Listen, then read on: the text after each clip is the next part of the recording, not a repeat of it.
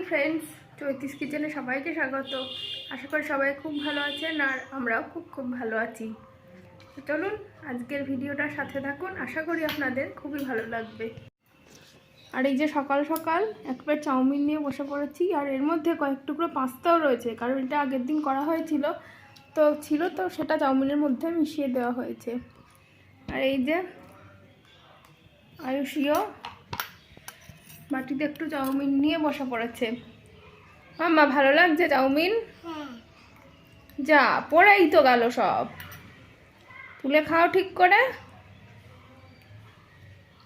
আর এই চাউমিনটার মধ্যে আলু পেঁয়াজ আর ডিম ছাড়া সেরকম কিছু দেওয়া হয়নি, তো এটাই যেন খেতে বেশি ভালো লাগে। এটা কি হচ্ছে ডিম ভাজা। আচ্ছা নাও।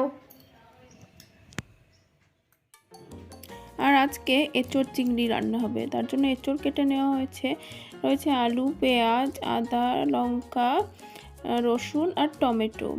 এই রসুন কাঁচা লঙ্কা আর আদা পেস্ট করে নেওয়া হয়েছে। আর এখানে এঁচোড়টা ভালো করে ধুয়ে নেওয়া হয়েছে। আর এদিকে চিংড়ি মাছটাও ভালো করে ধুয়ে নেওয়া হয়েছে। আর এবারে কড়াইতে তেল দিয়ে দেওয়া হলো। আর এই যে এদিকে একজনের চাউমিন খাওয়া এখনও শেষ হয়নি, তো ও এখনও চাউমিন খেয়েই যাচ্ছে। আর এদিকে তেলটা গরম হয়ে যাওয়ার পর মা চিংড়ি মাছগুলোকে ভেজে নিচ্ছে ভালো করে। চিংড়ি মাছগুলো কাঁচা রান্না করলেও চিংড়ি ভালো লাগে, তবে একটু হালকা করে ভেজে নিচ্ছে আজকে, খুব বেশি লাল করে ভাজবার প্রয়োজন নেই। এই যে চিংড়ি মাছগুলো ভাজা হয়ে গেছে আর এখন তুলে নিচ্ছে।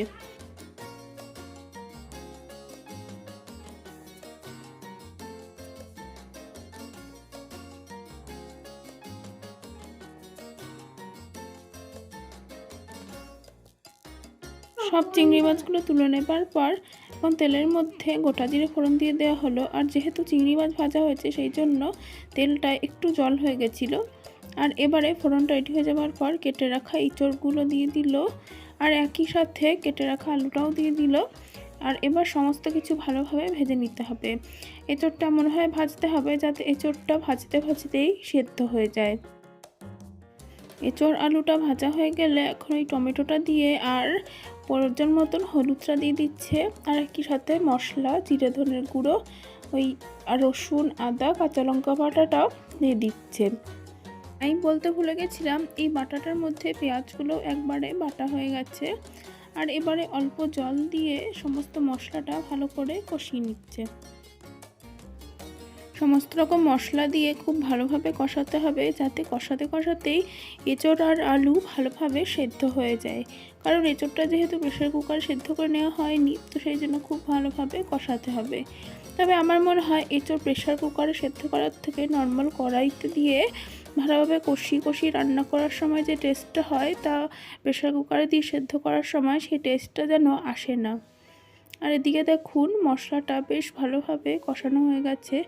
এখন অল্প একটু চিনি আর অল্প একটু লবণ দিয়ে দেওয়া হলো, তার কারণ এর আগে এঁচোড় আর আলুটা ভাজবার সময় অল্প একটু লবণ দিয়েছিল। তো সমস্তটা ভালোভাবে মিশিয়ে নিয়ে এখন পরিমাণ মতন জল দিয়ে দিচ্ছে।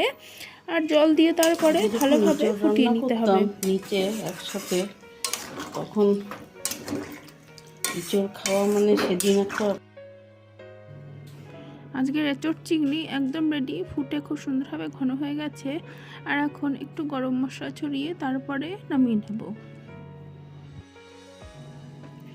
দুপুরবেলা গরম ভাতের সাথে জাস্ট দারুণ লাগবে এই রেসিপিটা। আপনারা সবাই এটা খুবই পছন্দ করেন, তো জানাবেন কেমন লাগলো। তো বন্ধুরা, আজকের রেসিপিটা কেমন লাগলো সেটা অবশ্যই জানাবেন।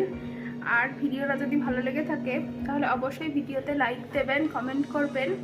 আর আমার চ্যানেলটিকে যারা এখনও সাবস্ক্রাইব করেননি তারা অবশ্যই সাবস্ক্রাইব করে পাশে থাকবেন। আমার টাটা বলো। টাটা, দেখা হবে আরেকদিন অন্য কোনো ভিডিওতে।